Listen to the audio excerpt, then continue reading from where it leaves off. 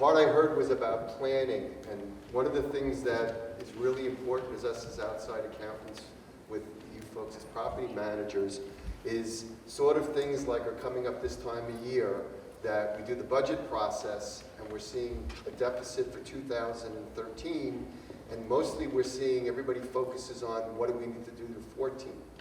But what doesn't always happen is what do we do about the deficit for 13? And that's one of the issues in the selling guide is recurring deficits or the missing 10%.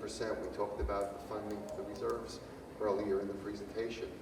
And that's what I guess I want everybody to think about. As part of our work, we try to get the information, do the planning. We sort of call it dressing up the financial statement to make it the best possible presentation for the lender, for prospective buyers. And we're hearing that that's not always happening, that accountants and accounting is looked at after the fact. Well, that's what the numbers were. Well, we find out in March that we had this big deficit. Now the financial statement doesn't look good to the board, doesn't look good to the banks and the lenders, prospective purchasers.